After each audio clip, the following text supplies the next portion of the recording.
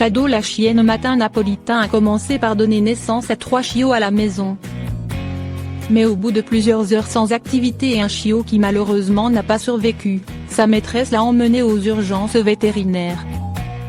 Sur place, l'équipe a fait une échographie pour voir si elle avait encore des chiots dans son ventre. Les résultats de l'échographie étaient sans appel, il fallait commencer une césarienne d'urgence pour sauver plus de 10 chiots encore à naître. Une opération difficile qui lui a sauvé la vie. Shadow avait perdu beaucoup de sang et sa pression artérielle était en train de baisser. Les vétérinaires ont dû procéder à une ovario-hystérectomie pour lui retirer les organes reproducteurs. Cette opération lui a sauvé la vie. 10 vétérinaires et assistantes vétérinaires ont travaillé ensemble pour accoucher les 18 chiots restants de Shadow. Sur les 21 chiots de la portée, 18 ont survécu. Tout le monde se relaie pour faire nourrir chaque chiot. Pendant que Shadow se remettait de l'opération, les assistantes se relayaient pour prendre soin de la portée, mettant les chiots un à un à nourrir auprès de leur mère. Heureusement, Shadow va bien et se repose à la maison avec ses petits bébés auprès d'elle. Si Shadow a bien remporté le record de la plus grande portée d'Australie, elle était à 4 chiots de battre le record du monde. Celui-ci est détenu par une autre chienne matin napolitain qui a donné naissance à 24 chiots en 2004. Des croquettes végan pour mon chien ou mon chat, est-ce une bonne idée?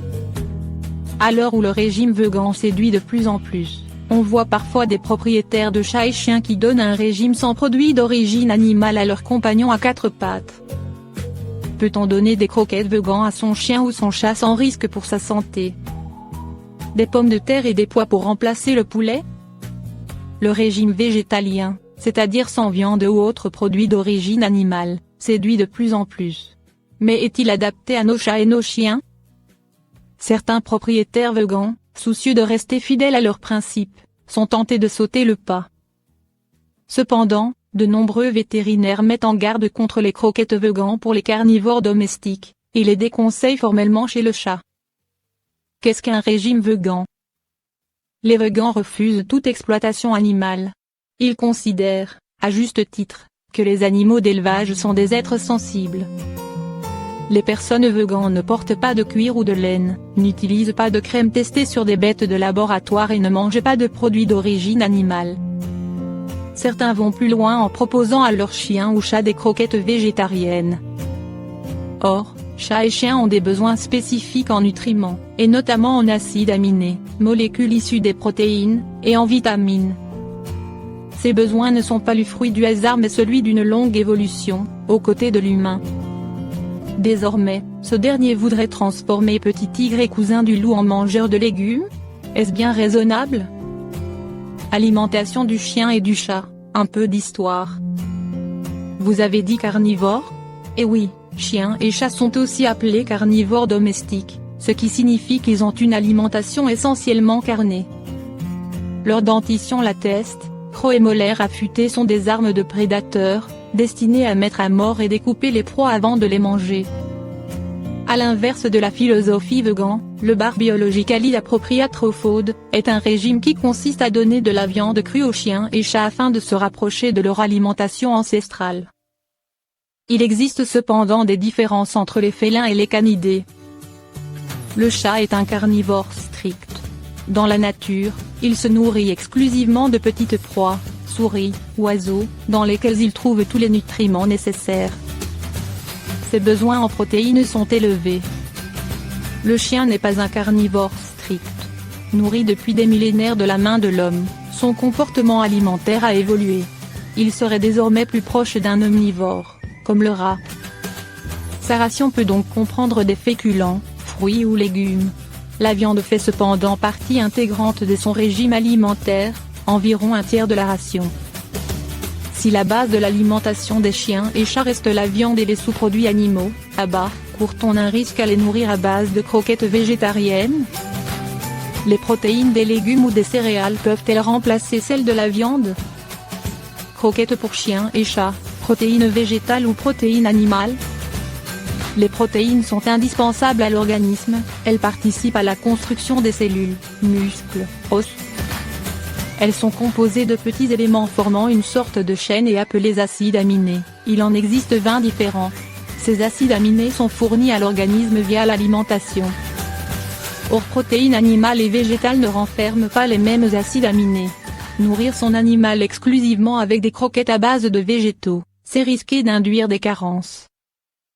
Les viandes et sous-produits animaux fournissent des protéines de haute qualité, plus facilement assimilables et plus sûres pour nos carnivores domestiques. En ce qui concerne le chat, cela peut même être une question de vie ou de mort. Pas de croquettes végan pour le chat. Avec l'alimentation végan, les vétérinaires ont bien peur de voir ressurgir une maladie du chat qui avait disparu, la cardiomyopathie dilatée par carence en taurine. La taurine est un acide aminé essentiel pour le chat, et on le trouve dans la viande. Une déficience peut entraîner de graves troubles cardiaques. D'autre part, le chat a aussi des besoins spécifiques en vitamine D qu'il ne peut pas synthétiser et qu'il se procure grâce à son régime carné. Il en est de même pour la vitamine A qu'il ne peut utiliser que sous sa forme animale. Dans la nature, il la trouve dans le foie de ses proies. Le chat est un carnivore strict. Il doit consommer des produits d'origine animale pour être en bonne santé. Des chiens végans sous surveillance. Pour le chien, le problème est différent. Omnivore, celui-ci pourrait a priori se satisfaire d'un régime végétalien, à condition que ce dernier soit parfaitement équilibré. Cependant, l'équilibre alimentaire est difficile à trouver avec des produits uniquement d'origine végétale, notamment en termes de taux de protéines, qui risque d'être trop bas, ou de glucides, qui sera trop élevé. Et c'est là que le bât blesse. Selon de nombreux vétérinaires nutritionnistes, la qualité et la traçabilité des croquettes végan commercialisées à l'heure actuelle ne sont pas garanties. En cas de régime végétarien, plutôt à réserver à des chiens peu actifs et ne se reproduisant pas, il est recommandé de surveiller le poids de son compagnon pour s'assurer qu'il ne perd pas de la masse musculaire. Si les croquettes véganes sont mal tolérées, survenues de diarrhée ou vomissements, il sera sage de reprendre l'ancien aliment. Faire un check-up et le veto régulièrement est également conseillé. Les effets de l'utilisation de nouveaux aliments, tels le maïs ou les pois, sur l'organisme canin n'ont pas été étudiés sur le long terme. Sans parler des algues, ou encore du baobab, contenu dans certaines croquettes végan pour chiens. Dans le doute, Pixel préférera peut-être reprendre un peu de cet excellent poulet.